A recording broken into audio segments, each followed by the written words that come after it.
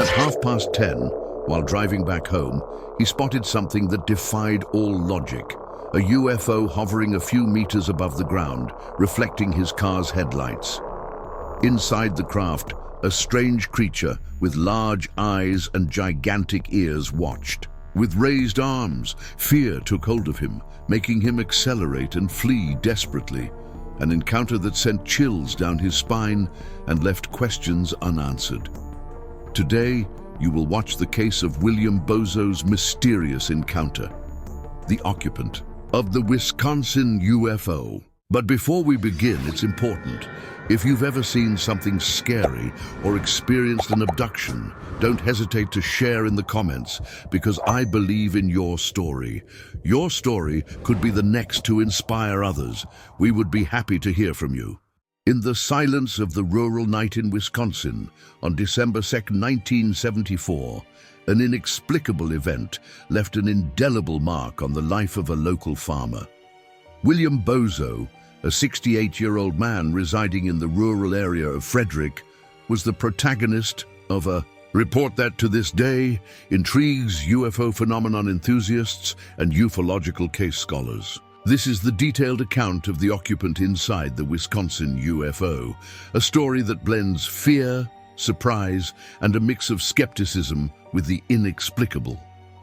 William Bozo was known in his community as a man of good reputation, a dedicated worker, and someone who valued the tranquility of rural life.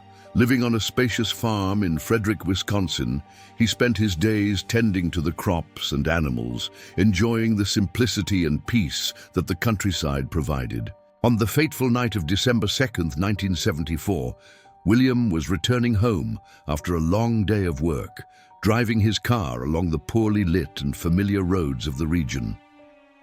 Around 10:30 at night, as William approached his farm, an unusual sight captured his attention. To his left, on the road ahead, an unknown object reflected his car's headlights. The dense fog covering the area at that moment made visibility difficult, but the reflected glow indicated something out of the ordinary. Cautiously, William reduced his speed, slowly approaching the mysterious object. As he got closer, the shape of the object became more defined. It was a craft with a curved front resembling glass, and inside it a strange figure could be seen. The creature, with arms raised above its head, possessed features that deeply intrigued William. Its ears were prominent, protruding from a higher part of the head, and its large eyes gave an impression of wisdom and mystery. The craft hovered a few meters above the ground, defying logic and the known laws of physics. As William's car drew closer to the object, the vision of the creature inside the UFO became clearer. The figure had hair hanging down the sides of its head, and its ears were so large they resembled the shape of a calf, a feature that heightened the being's strangeness. The suit it wore was yellowish-brown, tight to the body, resembling a diving suit. Both arms were raised, giving it a posture of alertness or perhaps communication. The creature did not have a beard, but displayed a kind of fur or hair on the upper body and from the waist down, adding an extra layer of mystery to its appearance. The absence of its own lighting contrasted with the intense reflection of the car's headlights, creating an almost surreal scene before William's eyes. Fear instantly took hold of William Bozo. The sight of that unknown being, coupled with the fog that further obscured the situation, made him decide to act quickly. With his heart racing and hairs standing on end, he accelerated the car, fleeing the location in hopes of escaping that terrifying vision. The decision to leave the object behind was made in a moment of self-preservation, but the emotional impact of that night remained with him. The next morning, driven by curiosity and perhaps the need to understand what he had witnessed, William returned to the sighting location. He searched for landing marks or any evidence that could prove the presence of the object that night. However, his searches were in vain. Nothing indicated that anything had landed there. The absence of traces only fueled more questions about what had truly happened. After the incident, William Bozo faced a whirlwind of emotions. The fear of being seen as someone who believes in ufological phenomena led him to keep the report to himself.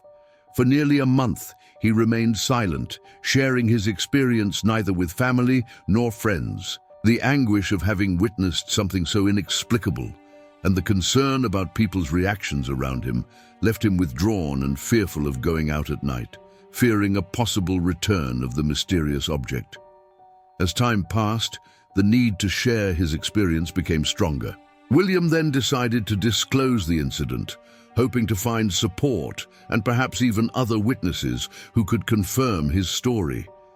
He expressed a deep desire to have had someone with him in the car that night, someone who could witness what he saw and, in some way, validate his experience. The farmer regrets having moved away from the object, acknowledging that it might have been possible to establish friendly communication with the creature. Reflecting on what could have been if he had gotten out of the car and shown peaceful intentions adds a layer of humanity to the account, showing that even in the face of the unknown, the desire for connection is inherent to the human being. Before the encounter, William Bozo was completely skeptical regarding UFO phenomena. His belief in reality was completely shaken by the experience he lived. The local community, known for its skepticism and rationalism, saw William as a respectable and trustworthy figure. When the case was investigated by researchers specialized in the area, his reputation as an honest man without motives to invent stories was confirmed. Researchers who analyzed William Bozo's case considered his statements consistent and coherent, without signs of delusion or invention.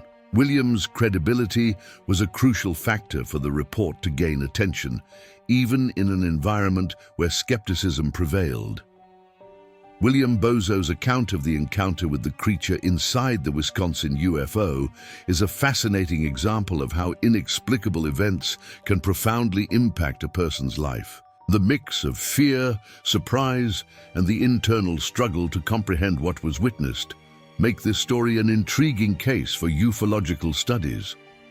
In addition to questioning the existence of extraterrestrial life, the incident raises questions about human perception and the ability to deal with the unknown.